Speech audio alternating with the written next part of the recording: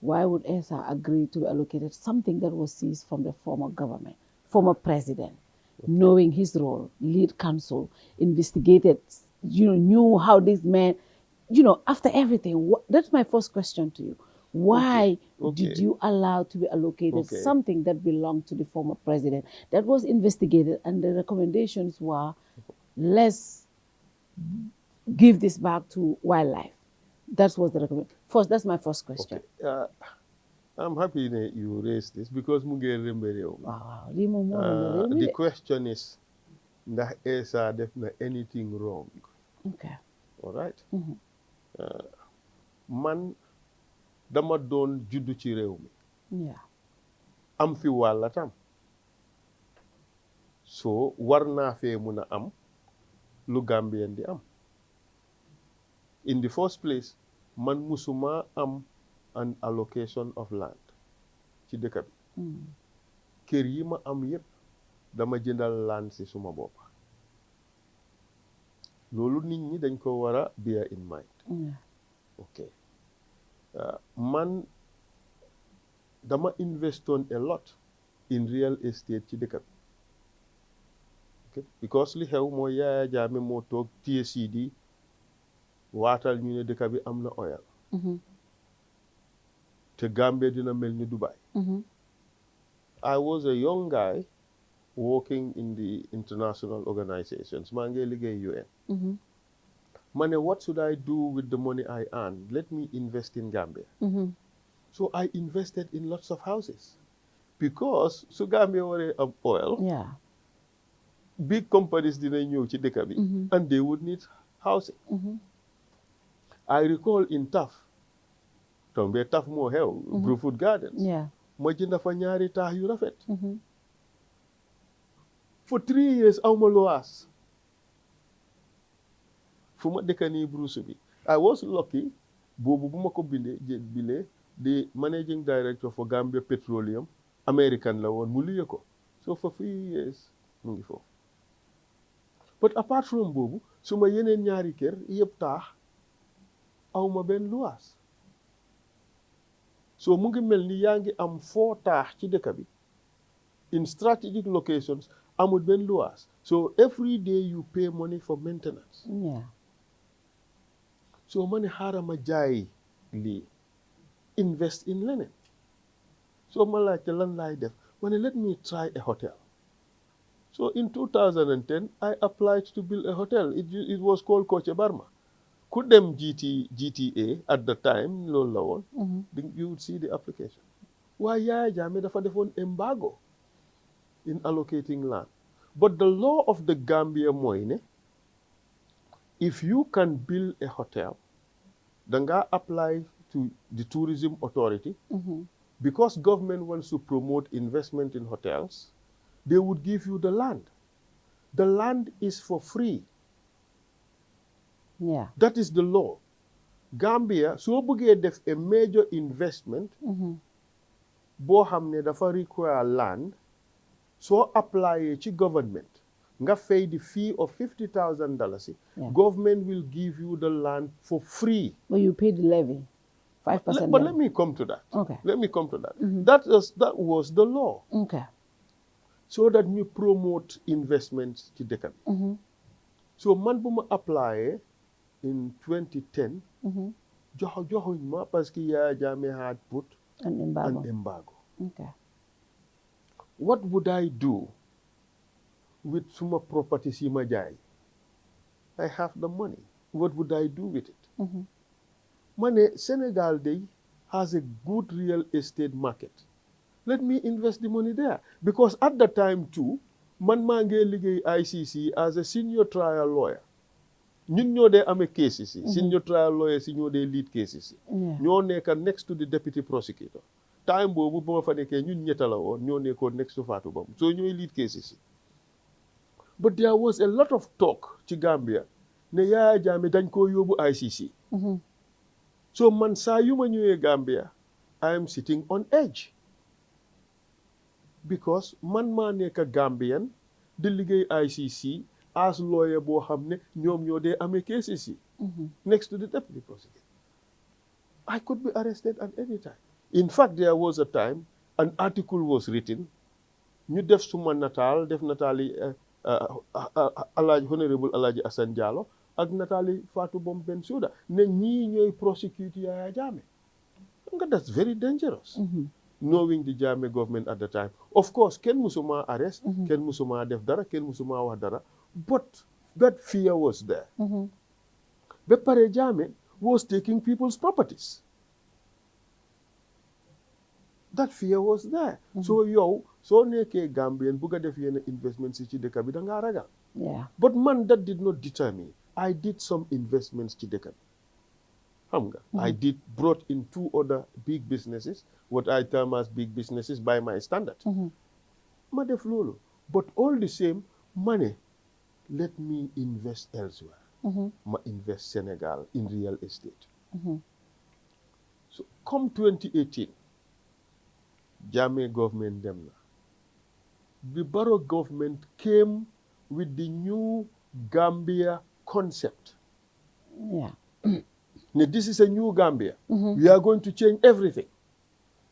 So, man, I happened to one day just speak to the managing director or the director general of GT board at the time.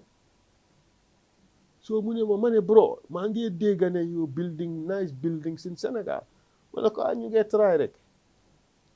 Why don't you do that in Gambia? Nako hay man musna apply di why guy faale wuñ ma sax. But try again. If your everything is okay, you will probably get it. At the time, mangi am a very nice project in Dakar, which I was going to do with some Turkish guys. Dafa am land boo xam ne dañ ma ko jox in exchange for a number of apartments that I had already built. Land bi is waterfront and it's 4 hectares in Dakar. Can you imagine what that means? Yeah. So mane duma muna def this project in Dakar be pare def a project in Gambia. But I really want to invest in Gambia. These people are telling me that Gambia is changed. Now, Gambians in the diaspora would be helped and encouraged to invest in their country. The tourism society, all the hotels on the tourism development area, 90% of them or even more were owned by foreigners. Yeah. Gambia wants to change that. So these full package tours, Halisby would never come to Gambia. Everything is paid for abroad and the services is provided in Gambia. So tubaab yi sax duñ taxaw ci mbedd mi jënd gerte saaf because everything is provided for in the hotel. Understand? So, and I felt definitely we should invest in our country, help the new government to realize this vision of new Gambia. Gambia is going to change. But Gambia cannot change if we Gambians don't change it. So money, okay, I must invest in Gambia then. So that project, Buba Amon Dakar, that waterfront project, ma cancel ko. Because I could not do it both. Aw ma halis bobu. Okay. So I had to cancel it. Understand? So money dama divert my money to invest in Gambia. But so I def an application to GT board. It's not an easy process. Yeah. You have to have good drawings and a good financial statement. Business plan. Good business plan. So I prepared those documents to submit to GT board. In the meantime, I got appointed TRRC lead counsel. So buma submit my papers to GT board, I was appointed TRRC lead counsel already. So c'était mangla provided with some documents. Okay. Buga na ñu go through documents. The Gambian people bi xam li xew lan la. Parce que suy nit ñi dañ dé waxé seen xel duñ dé waxé xam-xam. Ñu bari loolu lañ dé def. Okay. So c'était mangla jox document 1. It shows suma application to GT board. I paid $55,000. Okay. For the application. That's the application form. Yes, that's the application form. Okay. waaw. I Okay. paid $55,000. Okay. So paid to Gambia Tourism Board. And the mooy land document bi. requested was about 5 hectares. waaw waaye xam nga. GT Board dañ laa wax nga laajte li nga soxla. li nga soxla ñoom ñoo laa ñoo jox luñ laa jox. ñoom ñooy ñëw nag assess study sa plan parce que GT Board. dañ am a tourism master plan. Yes. master plan boobu moo leen a wax fan in the tourism area. nga mun a bil lan.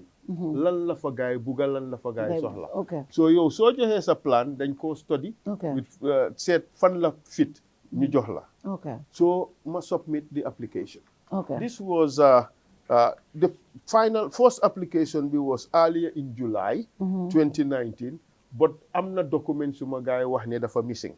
So maa ngi finally submit the full documents on 30 July 2019. Okay. So seetee document 2. mooy acknowledgement of the application. pour woon na ne receive nañ sa application. receive nañ suma application. This was in 2019 October 2nd. waaw October 2nd and beneen bi October 14 ñu ngi maa wax ne am na documents yu missing naa ko provide. Okay. So I provided those documents. Okay. Fantastic. Okay. So yaa ngi amee original si nag man photocopies rek laa amee. Okay. Waaw, Okay. all Okay. right. These are the- So after bu ma applyé I submitted the papers. GT Board felt ne this is a nice project. xaaral ñu yónnee ko minister bi. The minister bi gis ko because the thing is it's all about attracting investors into the country pour ñu invest. Yeah. So soo gisee ku la jox a nice project. You want to send it to your minister to appreciate ne you've done a good job indi nga this investment. Yeah. So gaa yi yónnee ko Amat Bah. And Amat, I am not in the same political party with Amat. We do not have the same vision for Gambia. What he believes in NPP, I do not believe. Is NRP. He is NRP, he is NPP. Okay. Yeah. But I must say, ak li ko nit ñi dee wax yépp ci dëkk bi. Accuse nañ ko of corruption, accuse nañ ko of lu nekk. Man suma diggante yàlla rek laay wax. I am not looking for anything. Man ñaanuma yàlla ci utam réew ma toog fii di wax loo xam ne fen la. Parce que am nguur jaraluma ko. Am nguur jaraluma ko. Okay. Amat dealt very well with me, especially at the beginning. Bim ko gisee mu ne ma Mr. Faal dëgga I am impressed with your project. Lii président daf ko war a gis pour mu xam ne his idea of a new vision for Gambia mu ngee dox. Especially Gambians in the diaspora, they are buying it. Parce que I was so encouraged by their idea of New Gambia. Ba suma business bi dama ko tuddee New Gambia Resort. Okay. When I designed it, Yeah. I called it New Gambia Resort because I so believed in the idea. Okay. Because it was the right thing to do. Look, there are lots of Gambians abroad. They are making money, but they cannot invest in Gambia because danga ragal ñu mbaxal sa xaalis. Mbaa government games yoo xam ne dañ laa block fii block la fële block la fële block la fële ba nga frustrate nga paak sa bagage nga ñibbi. It has happened to hundreds of Gambians. Okay. But being issued this concept, I said, no, I should do this. In my excitement, ma tuddee project bi New Gambia Resort because of this concept of New Gambia. Yeah. So ma joxe papers yi Ahmad ne ma, let's go to the president, let him see this. Mu yóbbu ma to the president. He saw it and he was happy. Mu ne, well, Mr. Faal, this is what I believe in. We should give Gambians the opportunity to invest in their country. We need this. This is New Gambia. Things I have to change. This is a departure from the past. Hopefully, I'm the first problem. My first problem is this is a tourism board issue, and the approval comes from the board. Board, we know they talk. I can understand when they take it to the president, to the minister, Purmo gives this fine idea. Why would the minister take you to the president? Is it to solicit, to get an influence for the president to approve your project? Why? Because at the end of the day, the normal procedure is, because I've done this for people. I know the process of applying GT board. You buy your form, fill your form, business plan, financial plan, ideas, all of that put together, and then move them to GT board. If they need any additional document, they ask, and then board will sit over it. If the land is available, they will send you a provisional approval. That is the process. That's the process. But if it has to go to the, if they have to take you to the president, what are they doing there? Right there, what are they doing there? Are they trying to influence? Are you trying to get influence for the president to make sure you get business or what? But the thing is, because it would be hilarious to expect that I, an ordinary person, can influence the president. Xam nga affaire bi leena la. Gis nga the Director General of GT Board, how excited he was to show this project to his boss. To the minister. The minister. That's how excited the minister was to also show this to his board, to his boss. To the president. Yes, I have done a good job. We have managed to get this investor. This is what he wants to do in the country. But we all have to be honest. Investments in lots of countries, it goes to the president. The presidents look at this, they see it, and they say yes or no, whether we like it or not. That does not mean that I was looking to bypass the board. No. So said law, sir. Man, time bima apply, at time bima respond to, it took a while. Understand? So this had nothing. In fact, time bobu, I was not even very well known in Gambia.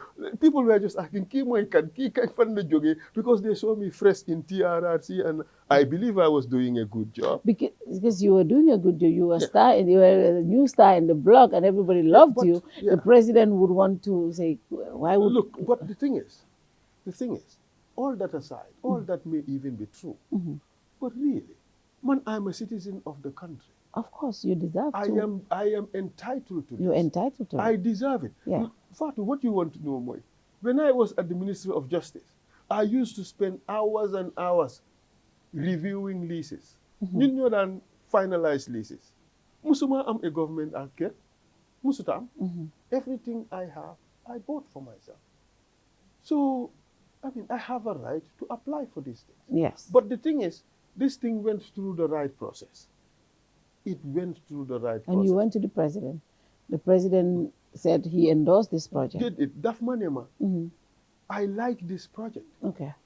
We should give Gambians the opportunity to invest in their country. This is the new Gambia. People will now have the chance to do this. Understand? Remember, before Lolu, Gambians who bari, then you apply Kendall and Fale. But I was not the only person, Gambian, who applied. There were other Gambian companies that applied.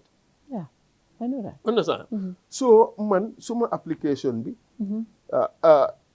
When did I submit it? This was in October. October 2019. Wow. Wow. So it was in January 2020. January 20, Sila Magaijo a provisional offer. Okay. All right? And in the provisional offer, Yangi Ame letter, it was dated 16 January. Yeah. Minema reference is invited to your application for land in the TDA for development of mixed-use resort. Yeah. New Gambia Resort. Yeah. Don't lack of today one. So, new one manema, the board wishes to inform you that your application has been reviewed and is considered to fall within the concept of the Tourism Development Master Plan for Hotel Development in West Coast TDA. So, I have to pay $125,000. With the 5% levy within 14 days. Wow, within 14 days. Okay. Okay. So, man, buma jote li. Mane, ma laaj GT board. So, ban fan lañ ma jox. Ñu ne ma xamaguñ. So, but they would look into the various areas. So, ma ne leen bon man duma fay de. Unless ma xam fuñ ma jox. Léegi-léeg Amat call ma Mr. Faal fayaguloo de. Ma ne ko waaye Amat dama xamagut fuñ ma jox. Mu ne ma ñoo am na various areas yu ñoo xalaat, wax naa board chairman bi, wan na ma ne ma they are thinking about either Tanje or Sani Mentereng or ñu jox la one of the plots belonging yiñ joxoon Seratin parce que gars yi développé. Yeah. Ma ne leen man maa ngi leen di déglu soo leen pare. So bés I met the president. Mu ne ma Mr. Faal, how is your project? Ma ne ko ban project? Mu ne ma the hotel for the TDA. Ma ne ko I have received an offer, a provisional offer, you know, but waxuñ ma fuñ maa jox. So moo tax fayaguma. Mu ne ma, my friend, if you don't pay, if they don't give you, it's your problem. You cannot blame anybody. That's what he said. And I thought what he said was also fair. So I advised myself that perhaps I should just pay and see what they would give me. At this stage, how ma fan lañ maa jox. Bi nga doon fay. Du ma fay. Okay. Because the thing is, my objective is not to take any particular piece of land. My objective is, I have cancelled a nice project in Dakar. I want them to give me an appropriate piece of land to do my project in Gambia. Okay. Because my whole issue was, look, Gambia is changing. This is a new Gambia. All of us believed in this project of New Gambia. There was TRRC, there was CRC, and there were other reforms that were happening. So all of us believed that Gambia is going to transform now. And that is why I said I have to contribute my quota and invest in Gambia. So I applied. Fi mu nekk ñu ne ma dinañ ma jox waxuñ ma fan laay ma jox ma ne xaaral ma fay rek. Okay. And I went and I paid. Yeah. The $125,000. Okay. So seetee document 4 bu ma la jox. It's a letter from DT board on 18 December 2020 entitled Provisional Offer Application for Land in the TDA. They said in first paragraph, this is to acknowledge receipt of the payment of the non-refundable development levy of 5% of your total project cost, which amounts to $125,000. Yeah. Okay, so this is almost a receipt showing I have paid the $125,000. Yeah. But the catch is the non-refundable. Because you understand the GT board, how it operated. Yes. You pay 5% of the project. Of the project cost. Why so start a liggéey, dañ la delloo that 5% to help you in the project. So the land was for free. Gambia government, they don't sell land. No.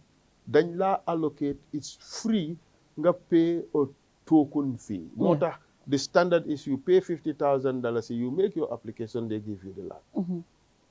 But man bu ma apply, buñ ma approval ne, jox na am na a provisional offer, they told me ne, the money was not refundable. Non-refundable, yes. So I asked, while is a change of procedure, ñu ne ma waaw léegi loolu la board bi decide. Yeah. Understand? So, but that is unfair to me. But that was the new policy. Wow. This is unfair to me. Yeah. This is the new policy. Yeah. Okay, since I want to invest in my country, let me just do it. Yeah. Fi mu nekk maa ngi leen a xaar fuñ maa jox. Okay. Waaye seen letter bi ñu wax ma ne ma, we wish to acknowledge that the project is in line with the TDA master plan. Yeah. But the next paragraph, however, the status of the proposed area for the project along Sani Mentoring Cluster in Burfoot is not yet clear. As a subject of Commission of Inquiry Properties leased to the former president. Yes. But look at the next paragraph. Alternatively, the board recommended Tanje Cluster for your project as it is designed for mixed-use development. Understand? So, Manuel, ñu jox alternatives. So I should wait for them to decide. At this point, wax nañ la ne properties yoo xam ne jaame moo ko moomoon. Wow. Bi nga déggee boobu. Did you have any mixed feeling like, okay, this is a subject of commission of inquiry or something? What was your initial thought for? Because I would think so. Awma any thought. Okay. At this stage. Okay. Parce que awma any understanding of what these properties were. Okay. Understand? It's later la xam what is behind all this. Okay. Okay. People bi dañ war a realize ne Jammeh properties were in 2 baskets. One basket mooy lu Jammeh jëndal boppam. ñu ne dafa sàcca xaalisi réew mi jënda ko. That's one basket. The other basket mooy alali réew mi nga xam ne ñu ne Jammeh daf ko ñappinkan. So you hold nga dee laakataay. Ah? So say hold laa dégg. So laan boo xam ne nguur gi moo ko moom Jammeh ñappinkan ko dafa dellu ci nguur gi. dañ cancel the leases. Understand? So mu ngi mel ni this is not Jammeh property. This is Gambia government property. Bu Jammeh jël Gambia government jëlaat ko mu dolli ci Gambia government. It's different from property boo xam ne Jammeh daf ko jënda.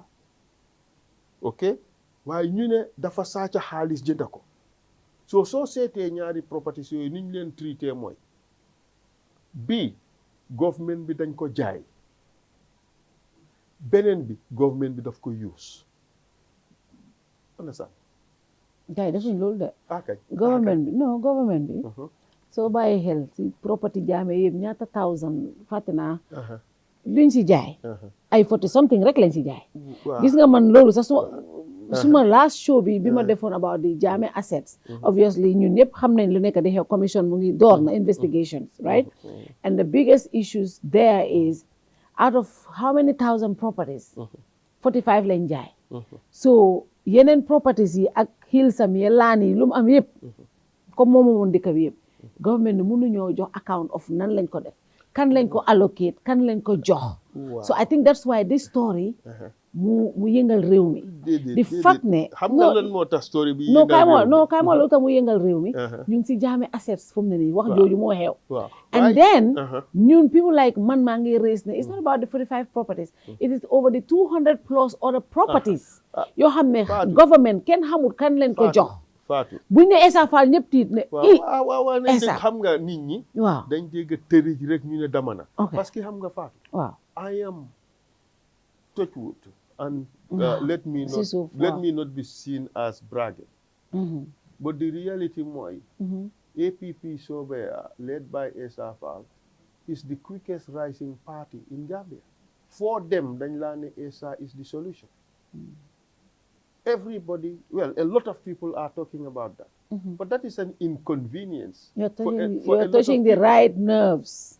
Exactly. So a lot of people, that is an inconvenience. The rise of Essa in Gambian politics is such an inconvenience boo xam ne a lot of people ñu ngi ma amal trap pour yaxama.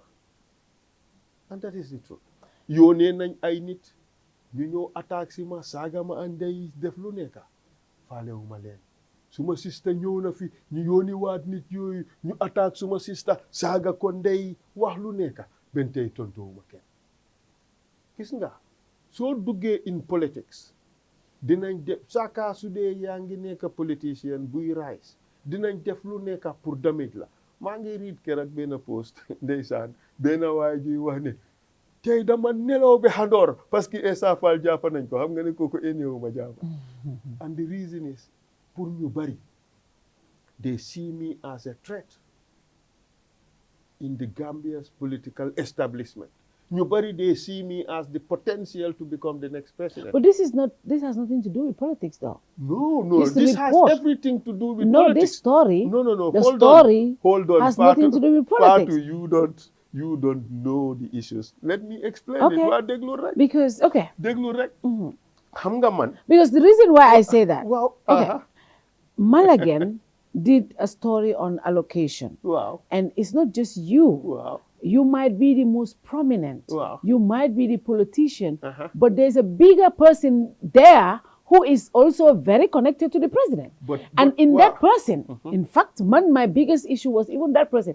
Because we don't know Kalilu Wage to be a land developer. We don't know him to be a land developer. We don't know Nandu to be a land developer. That should have been the story. But they are also part of the story. Okay, let me explain it. Okay. they should have been the story because there's a big question mark about them. Yeah. Why xam nga soo demee social media 98% of the comments are about Essa Faal because ñu ngi ma portray in negative light intended to dent my political career. Kan moo def loolu? Because the story did not. But let me come. Okay. Xam nga story. Yeah. Dafa am lu nga express directly ak li nga insinuate. Okay. The insinuation is ne Essa did wrong. But man, I am here to prove to you Okay. ne I did absolutely nothing wrong. Gis nga xam nga ñi am na nit ñoo xam ne they will never accept Essa Faal. Even as a good lawyer, they would never accept it. They would never accept me as a handsome man, which I think I am. They will never accept it. Wow. But they would always see me in poor light. Amut lu ma mun a def su ma indi woon naaj bi janta bi teg ko fii ñu ne naaj bi la teg ci loxoom bi su ma leen joxoon géej gi ñu ne dafa saf sukur. That is what we have here. Gambia is so badly polarized. And you know what? I am being hit from both angles. It's not only NPP who are attacking Everybody's me. hitting Other people are attacking Wow, me. definitely. Te xam nañ ne attackuñ ma ci dëgga. Well, Essa, But let me continue Essa, with the story. let me come here though. Gis nga hit bi foog nga nangu ko. Gis nga kay ma wax la gis nga daawo bi laan issue daawo doomam bi génnee Wow. hit bi mu am si waa UDP amu ko fen. Wow. Why these So things and are which different? is okay that if people feel and it's because suñ la am standard buñ la teg. Wow, of course. dafa am yow fi nga dee laal gis nga te Essa bu Fatou waxee wax la leen. bu wax la leena bañal ko lu nekka waaye Essa bu waxee Gambia dañ ko déglu waxal ko lu nekka soo waxee su nit waxee ne Essa is not a good lawyer non yow yaa tax nit ñi gom commission si dëkk bi you did an amazing job. Thank you you. made everybody glued to their TV to watch that commission and had Thank you. interest Thank and you. knew what happened. Thank you. kenn mënut a def loolu waat ci commission fii gisuñ ko gis nañ commissions loolu mun dinañ la ko jox dafa am fuñ la teg. Wow. so suñ gisee sa tur si yooyu people will speak gis nga buñ tegoon sa tur ak Baro yow la ñoo gën a criticiser xam nga lu tax Wow. because Baro am na yeneen insinuation suñ ko déggal for exemple laan biñ ko jox Fajara loolu waruta nekka ñun ñu ngi see wax te wax nañ si ñu ngi see wax may ma foofu I want Gambians to see waaw this difference ku ñapping kang laan jël laan boo xam ne nguur gaa ko moom nga moomal ko sa boppa unlawfully def ci lu la neex te kenn mënu ci dara loolu is different from man li ma def. Baro mu ne dafa apply comme ñëpp de. waaw su fekkee ne Baro mun naa apply comme ñëpp. waaw ñu jox ko laan boo xam ne nguur gaa ko moom boo xam ne ñu ngi ko désigné already pour chief justice. te nga xam ne su nekkutoon influence am moom duñ ko jox man mi te fayu ci dara. is the most prime la. munoo xamuloon da government allocation ndax Baro fay na $125,000. xam naa ne xëy na fay na form bi. xëy na fay na form bi $50,000 bi ko pour résidentiel la. waaw $50,000 xam nga résidentiel. ok waaye dinañ ñëw ci in Baro's defense. dinañ ñëw ci in Baro's defense. you cannot defend Baro. in Baro's defense bàyyi teg ma defend ko tey bàyyi rek tey ma defend in Baro's defense. résidentiel $50,000 nga dee fay. waaw léegi nag mun naa am boobu la fiir mu fay ko. waaw man I mu pay jaar $10 through million. procedures. fi mu nekk at today's money I pay $10 million. ok waaw léegi. but let me continue the story. fii waaw. ok man apply na in January, was it in January? January, in December 2020, ñu allocate ñu la ne. Wow. Accept nañ sa levy fee bi $125,000 Wow. US dollars. Ok depuis boobu. joxuñ ma place. ok maa ngi toog di xaar. waaw. And I want Gambians to understand ne. Man, I was not looking for any particular place. ok Man, all I wanted was let them give me appropriate land. yeah. pour ma mun a realize the project. At this point wax nañ la ne ñu ngi laa jox Sané Mentere. Mbaa Tanje cluster. Exactly. wax nañ la ñaari waaw waaye waxuñ la exactly fan waxuñ la. ma exactly fan la. ok this was in December 2020. ok But even in between. ñu ngi maa wax place Sheraton bi. ok ñu ne dañ koo re-enter. ok ma ne leen soo leen re-enter place boo xam ne ñu ngi ko jox nit. jox ma ko mun naa indi problems. ok understand? So man in August 2011 yeah. si la ma gars yi bindaat jox ma a provisional offer for Sané Mentere. ok te sànni mentoring gars yi dañ ma ne ma. This is not a final allocation. liñ ma wax seetal leetar bi. seetal clause 8. The third page. Clause 8. Yes. Dañ ma ne ma, please note that the final approval on the situation of the land will depend upon the decision of the interministerial committee on the Janneh Commission report. So ñu ne ma, government dafa establish an interministerial committee. Yeah. ñooñu ñooy decide ndax land bi mun nañ la koo jox. Understand? Yeah. Waaye fekk jël nañ suma xaalis for almost over a year ago. Okay. Understand? Understand na. So in August ñu ne ma fay nga de. Study nañ yëpp. waaye fii lañ la bugg a jox. waaye it depends on the decision of the interministerial committee. Okay. xam nga mu ngi mel ni joxaguñ ma dara. Waaw. joxaguñ ma dara I don't own anything. GT board dañ def seen waala. waaw ñu ne la ñun fii lañ propose. waaw waaye nag pending approval from the committee bi nga xam ne ministerial committee boo xam ne mooy séentu Janneh Commission recommendations on Jammeh properties. Exactly. ñooñu ñooy joxe final approval on this particular land. So until in December 2021. biñ laa wax lii fekk fay nga August. almost 1 year ago. ba tey waxuñ la final decision on exactly. that. You're waiting on the ministerial committee. Okay. All right. So few weeks later ma announce ne dama run for president. Wow. Situation bi change. Okay. Essa is now a politician. And therefore Essa has to be broken down. Essa cannot own anything in the country. He must be blocked. How? How did that happen? Wow. Still depuis loolu interministerial committee bi refused to make a decision. Yes. On your project? On my project. That is what happened. So mu ngi mel ni Essa mënut a def fii dara ba pare gaa ngi téye suma xaalis depuis 2019 or no was it depuis 2019 or 2020 I think 2020 yes. So ma toog di déglu bu ma taxawee election. You have to make an asset declaration. So I declared ne jox nañ ma TDA property bii la gars yi bi na ma leetar ne lu tax nga declare loolu. Because the same Malagan flagged sa declaration. They flagged this property. They wrote a story to say ne the value of that land was wrong because this was a TDA allocation and you only paid 125. I remember that story. The thing is xam nga loolu sooy value properties. There is a technique. You do go with historical valuation or comparative. So it's not parce que man li ma joxe. Du loolu mooy value land bi. Because this was not a purchase. Jënduma ko. It was an allocation. It's an allocation. So value land bi is different from man li ma joxe. But that is neither here nor there. The important thing is ne man I told the Gambian people ne land bi jox nañ ma ko.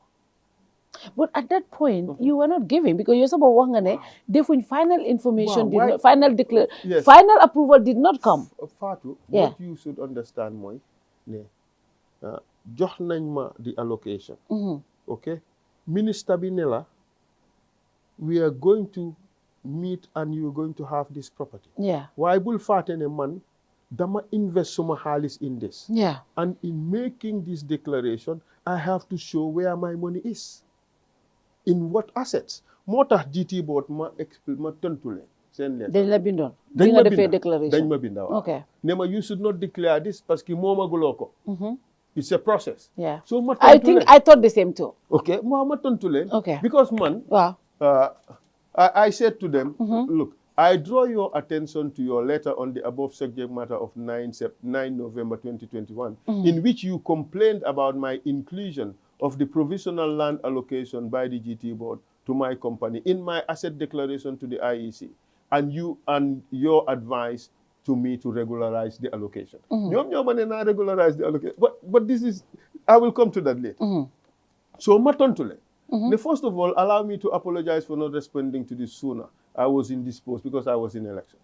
So with regards to your complaint about my inclusion of the TDA allocated land in my declaration, I wish to inform you that I made this declaration on the basis of my genuine belief that I have a vested interest in the land, which is an asset, which gives rise to some form or element of ownership, which I had to disclose as part of my investments.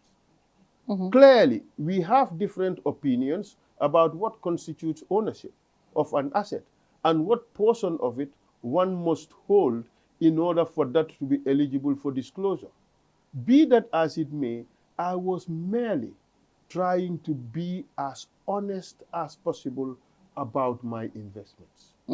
I also made the declaration in order to avert future suggestions that I failed to declare my interest in the land.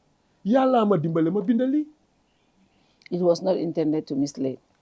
It was so, man, I was trying to be completely honest. And I see your angle here. Yes. You wanted to make sure the Gambian people No, know that I have done this. you have invested money in something Yes. that or Yes. you have got Because at least- partial approval. Yes, But and then I have some element of ownership in it. But GT board were also right to say, because they have also told you that you have not gotten the final approval. Hamga. And I understand where you're coming from, Wow. because the honesty is important as a political official. Exactly. Somebody who's trying to run a country. Exactly. You want to be Can transparent. you imagine Yeah. if the interministerial committee did not block this? Okay, I later on went on to Oh, own if the you land. keep saying block, how did they block it? But Because you don't have any proofs to that, do you? I have proof. Oh, okay. I We'll have come to proof. that. I have proof. Okay. All right. So you wrote the to thing GT is- board. The thing is, man, I was just trying to be transparent. Be transparent. This is what I have. Okay. All right? And that's why I wrote this. And then I wanted to say, you also advised that I should take urgent steps to regularize the allocation of the land to my company by fulfilling the obligations listed in the provisional allocation letter. Let me hasten to remind you that I have already approached the Director of Lands and Surveys for the survey and demarcation of the land and the payment of the relevant fees. The survey was carried out. However, the provisional allocation was in clause 8 made contingent on the approval of the Interministerial Committee on the Joint Commission report. On that basis, the Director of Lands refused to assess the land or accept payment of the relevant fees until he receives the approval of the Interministerial Committee. So, in essence, ñoom GT board nema demal lands nga fay the premium. But I went to land to pay the premium. They refused. Because by this time, I have already announced You are a that I politician. am going to run for president. And that is when things almost changed immediately. Because even the day before I met Musa Drame, that man named Mr. Faal, I heard you own a nice property in Senegal. Do you have pictures? So I showed it to him. My brother, I heard you going to be president. You want to be president. Why would you own all these things and you want to go into politics? Musa said that. Billahi wal kitabi. Billahi wal kitabi. I don't lie. I just laughed and smiled. But let me continue with my letter. So I said to them that, okay, I was advised to approach the relevant ministers and to sort it out with them, because these are the members of the Interministerial Committee. I wanted to know what happened. But this was after I have made a declaration. Yeah. Then I said I met the Honorable Minister of Tourism, the Honorable Attorney General and Minister of Justice, and Honorable Minister of Local Governments and Land to discuss the matter. Both the Minister of Tourism and Minister of Lands assured me that the approval would be given. I would not lie because this letter was copied to them. Yeah. Yeah, I saw that. It was copied to them. You see? So I would not lie to them. I would not lie against you and send you the lie, you know. So that is it. So, and then I said, I recall informing you of this matter in your office sometime in September 2021, because I went to the Director General, I told him this is my conversation with these people. Because they want me to regularize, go and pay and start building. I said, I cannot pay because these people are telling me that they won't accept payment. The ministers have to decide. The ministers told me they're going to give approval, but they didn't.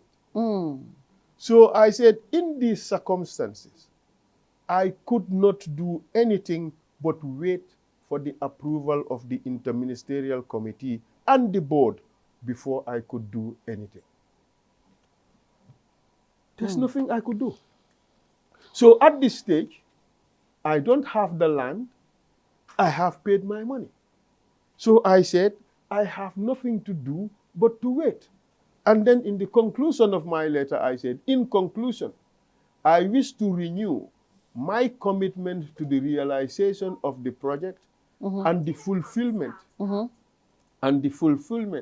of the terms and conditions of the allocation so as to contribute my quota in the development of our tourism sector. My commitment was to contribute to Gambia. It was not about this land or any other land. Give me a suitable place according to your master plan, and I build this project and get jobs for Gambian youths, bring foreign currency in the country, improve the infrastructure. That was the objective. That was the only objective. And then I said, I eagerly await the approval of the interministerial committee so that I can proceed with this project. I look forward to hearing back from you soonest. They never responded. They never responded. The only reply, this is document 6. Yeah. The only reply they gave me was in 3rd February. And all they did was they accept my apology for declaring it. Okay.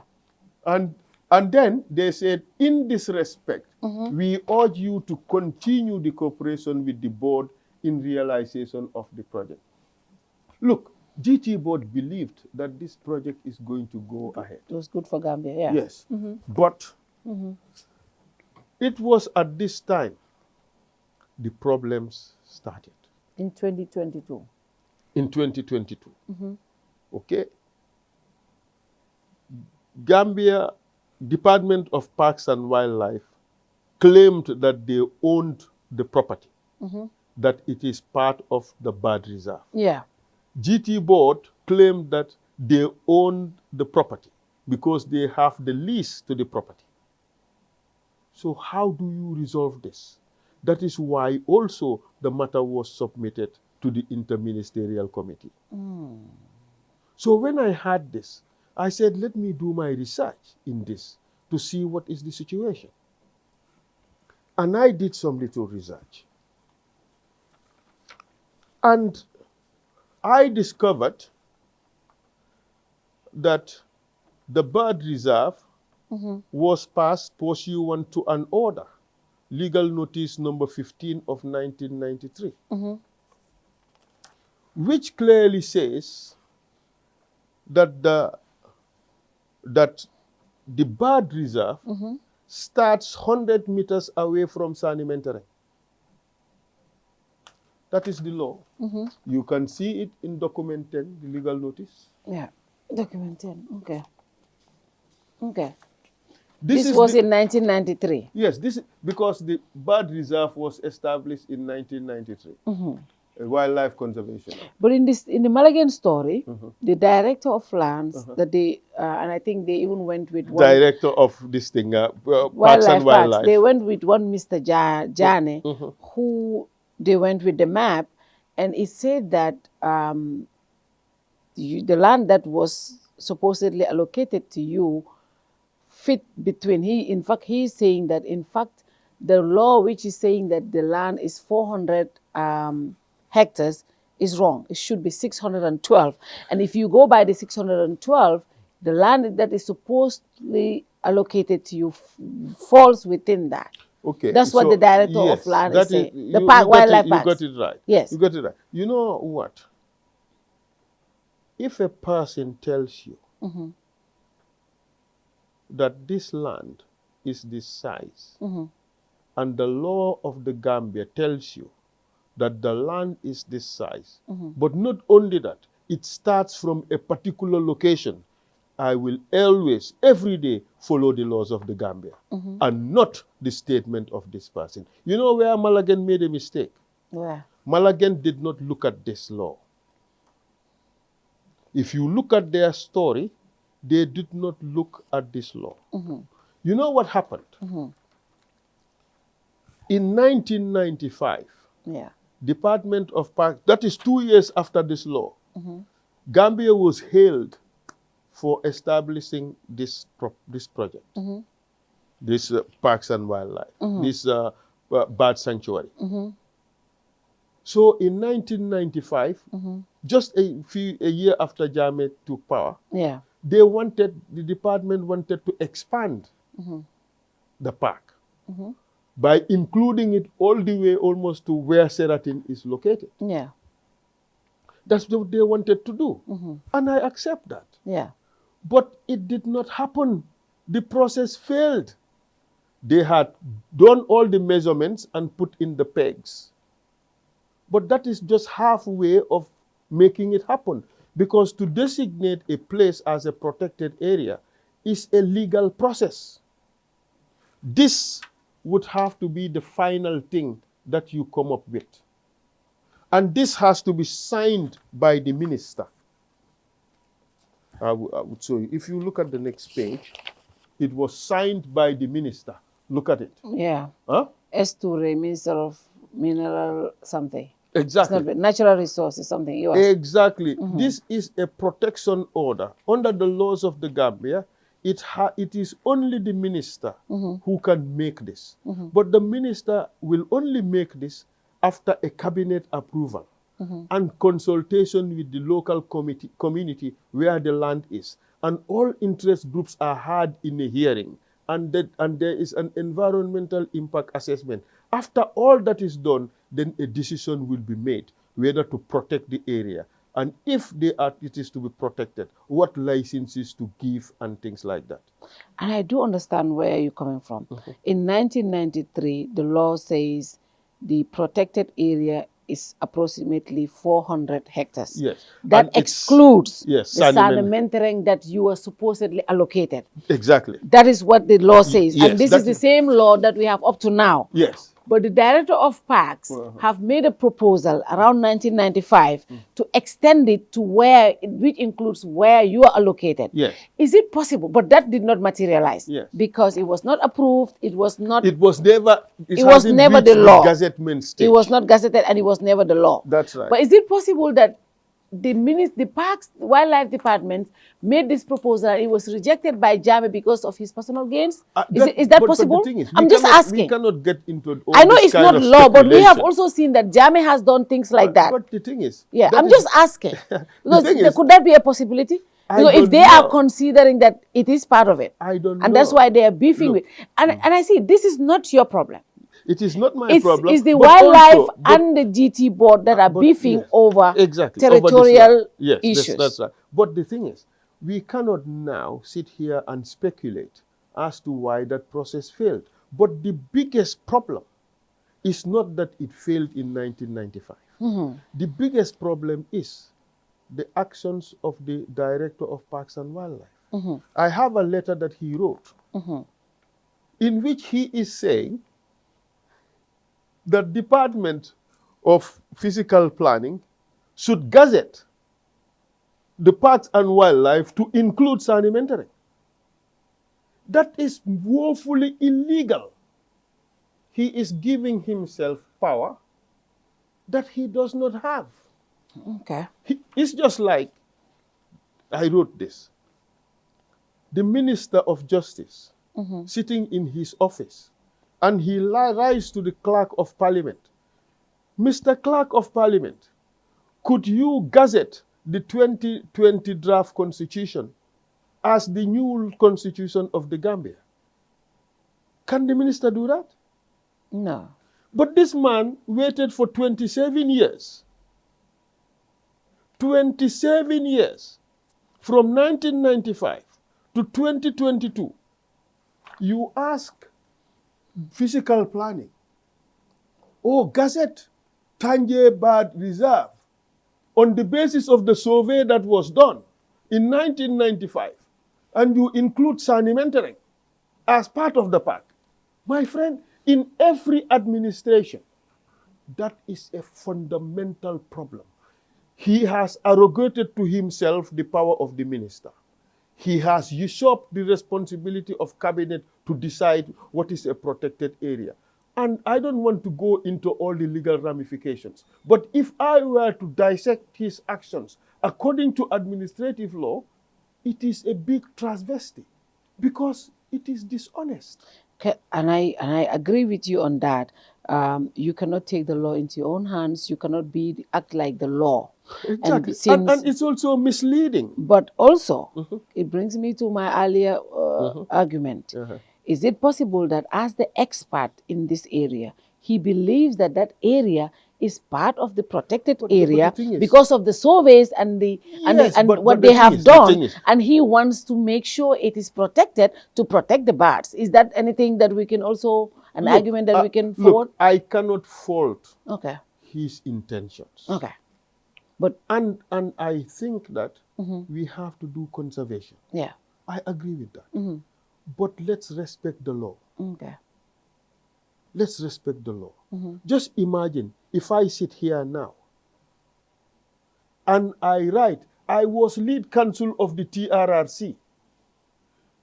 The commission discussed banning APRC. Now APRC it did not happen. Now include in the white paper that APRC is banned. How would people look at me? You don't have those powers. Not even the president has those powers. But that is what the person did in this letter. But you know, the thing is, Gambians, we just look at things, and a lot of the time, dañoo dégg tërëj ñu ne dama na. But nit ñi dañ war a seet kii lim def lan la. Yow nga toog 27 years ne li nga doon jéem a def 1995 te jàllut na gaay binda ci luwaa bi léegi ne loolu mooy luwaa bi. Can you imagine? Can you imagine? Because he's concerned that the birds, the protected area is not protected. Law concern. Defal lu la luwaa may. Okay. We all have to be respecters of the law. But not only that, moom mu wax ne park bi is 612 hectares. Yeah. And not 400 hectares. Why luwa bi dafa bind ne 400 hectares la te luwa bi dafa bind ne Sanimentering bokku ci. Loolu la luwa bi binda. So moom mooy kan pour ñëw wecci ko. Man I don't mind ne moom d'accordut ne park bi dafa war a am foofu. And that was since 1995 though. Yes. Depuis time boobu la ñoom loolu lañ gëmoon. Loolu lañ bëggoon. Loolu lañ bëggoon. Waaw. But nga bëgga ko moo tax when I spoke to Malagan, Manelen, you don't wish these things into existence. There's a legal process to make them happen. No, follow the law. But man, I am not necessarily fixated on this land. And Essa foofu laa bëgg a ñëw. Essa. So, and to be honest, to be fair to you, this is two departments fighting, beefing on so, I have over a to property. Do with it. Yes. Over a property. But yow Essa, nga gis Department of Wildlife, VH plus bi ñu ne protected area la. Wow. And GT board ne no, this is within the TDA. Yes. The law bi, as far as law bi will change it. To be honest though, 1993 bi moo fi nekka, boobu lim wax area bi bokku ci. GT board mun nañu wax ne ñoom ñoo amee lease bi. Because law bi extended. Mu ngi am si 400 bi. Why wildlife ñu ngi ne no ñun based on suñ surveys ak ñun luñ gom area bi should be protected area should be but it's not in the law for now. Now su dee based on documents yuñ gis GT board ñoom ñoo am lease bi ñoo am dégga bi te ñoom ñoo la ko jox waaye man Essa Faal bi ma xam Essa Faal bi nga xam ne ñun moom lañ dee xool to be honest dëkk bi nag moom dañ la jox boppataay jërëjëf waaw loolu moom mooy dégga léegi Essa Faal mënutoon a xool ne lii comme am na façon bii te lii ñu ngi wax ne reserve protected area la man moom jégal naa leen nañ bàyyi boobu utal leen ma fene. waaw waay xamuloo ndax wax naa loolu. moo tax may laajte. man dem naa GT boo discuss naa ñëw. waaw ne leen waa yéen seen area bi bari na wax de. bari na wax. It's Wow. complicated. Waaw. wax ngeen ma ne naa wax ak kii wax ak kii wax ak kii. Wow. They told me different things. We should start looking for a new area. ñu ne ma Mr. Fall, you have to wait. Billahi wal kitaabi. Wow. ñu ne ma Mr. Fall, you have to wait. What can I do? Wait. Exactly. And I waited. ma toog di leen déglu. While the interesting thing is, mooy ne waa ji leetaram bi. Let's look at the last paragraph. No, bii la bii. leetari waa ji. leetari DG yaa ngi ko tegee fa. waaw moo nekk noonu. soo seetee leetaram bi at the last paragraph. mu ne we strongly recommend that all requests of allocation for investment in said area except tourism should be stopped. So moom mu ngi wax ne tourism should be allowed. waaw. ana saaga loolu la def ci leetaram bi. GT board ne ñoom li ñoo def is tourism. ñoom ñoo amee the authority for tourism. So therefore, which must be thoroughly assessed. Yes, because I mean, so say the GT board allocation, you have to do an environmental impact assessment. Lola waji wa fi da nga def environmental impact assessment for tourism. Then it is allowed. Yeah. But GT board lola lañ doon jema def. Waaw yow sa projet bi tourism la woon. Tourism la. Okay. So what is his beef? What is his problem? Wala sa. Ba pare seetal de. waaye moom biifuta yow de moom GT board la biifuta man. biifuta yow de. waaw waaye li ma la bëgg a woon mooy ne. waaw area bi gars yi di wax. waaw. ah. ñoom Malagen seen boppa. ñoom ñoo génnee map de. waaw map. wone area bi. waaw.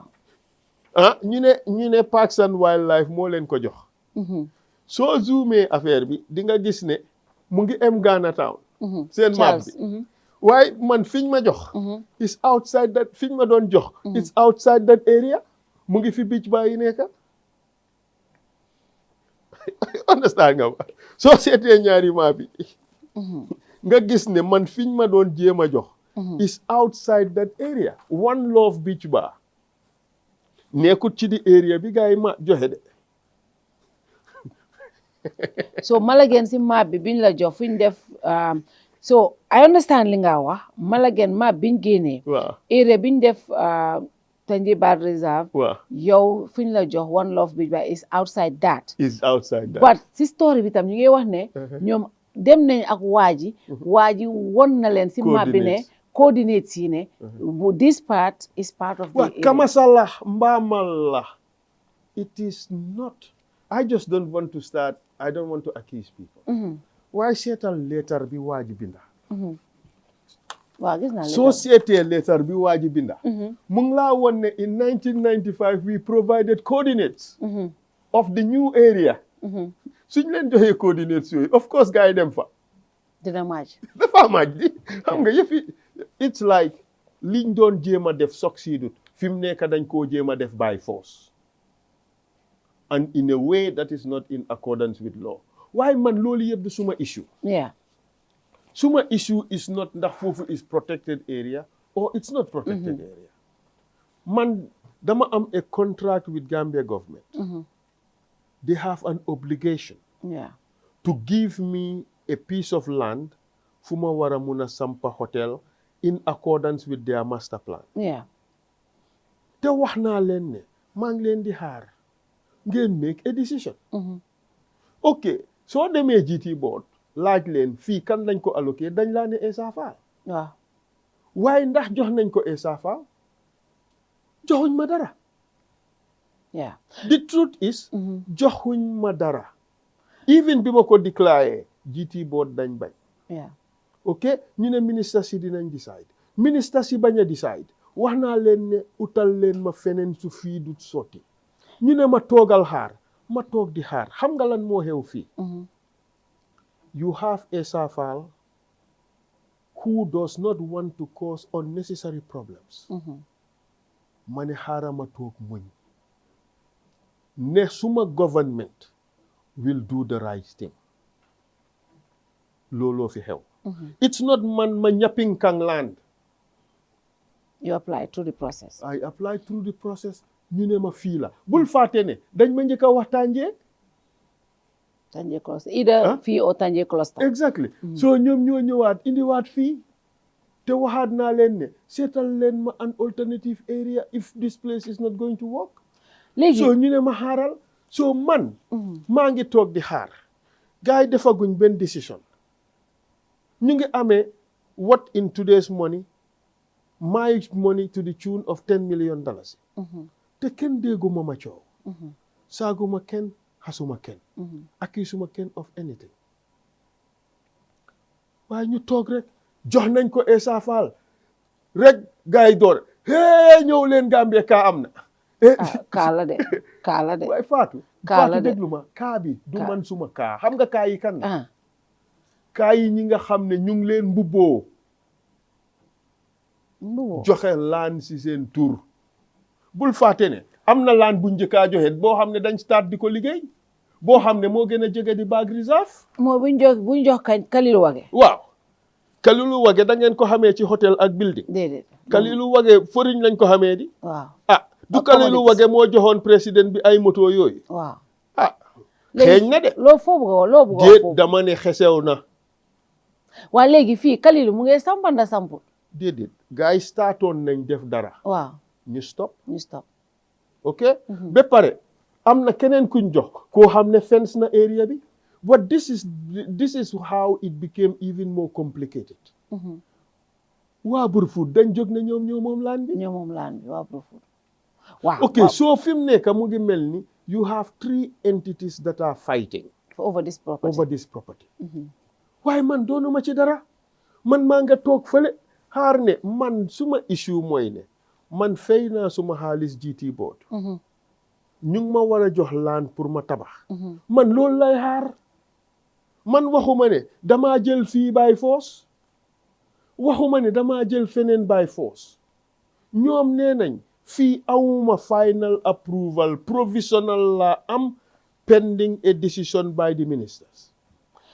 And it's very clear fii and I want to say this Essa as a Gambian just like me any other Gambian am na droit mu dem apply land comme ni nga wax man ak yow man musuma am land allocation suma entire life musuma koo am bëggoon naa apply de waaye dégg naa suma apply duma am waaye dinaa try as a Gambian but follow nga procedure si nga apply ñu jox la provisional approval ne la fii war a fii waaye amaguñ approval ñu ñëw dellu si waat ñu ne la non sànnimente rek lañ laa jox pending approval de ministerial committee boo xam ne mooy séentu asset si jaame yi so yow foofu nga toll foofu la ma gaay képpee parce que ñooñu noonu war a decide Essa is now their political foe even bi nga apply pour building permit dañ ko reject because te xam nga lan la GT board ñoo ma ne ma apply yàlla for development permit ñu ne ma go and regularize pour nga develop ko so léegi Essa Faal yow détermine loo woon ban laan nga soxla GT board ñoo la allocate ñu wax la fii lañ am ñu jox la ko te xam nga dañ am a master plan the allocations have to go according to the master and GT board also I cannot fault them in this because ñoom as far as GT board is concerned ñoom ñoo amee lease bi ñoom lease bi lañu am but the wildlife park ñu ngi wax ne non ñun suñ park bi dafa passé fii ñoom loolu lañ bëgg a def waaye and léegi Sanementere tam ñu ne ñoo moom laan bi waa Brufut so it's very complicated but my thing is Malagen is not also wrong in their story lu tax ma wax loolu because soo demee si GT board ñoom Essa lañ wax ne Essa ak Kalilu Wage ak kii ñun fii ñii lañ allocate waaw moo fa nekk si records ñoom their reporting was based on li nekk si records but ñoom xëj na fi ñu amut mooy ne final pending approval bi ne yow amaguloo loolu ñoom amuñ loolu moo tax Gambien si toog ñii di wax naan you hear Gambian intellectuals na Essa delloo suñ land waaw in law there is a fundamental principle nemo dat quod non habet you cannot give what you do not have I do not have the land I do not own the land. There's no final approval for me. My contract with GT board is not that they must give me this place. My contract with GT board, we would give you appropriate land to build a hotel. So te wax naa leen ko suma letter si loolu lay xaar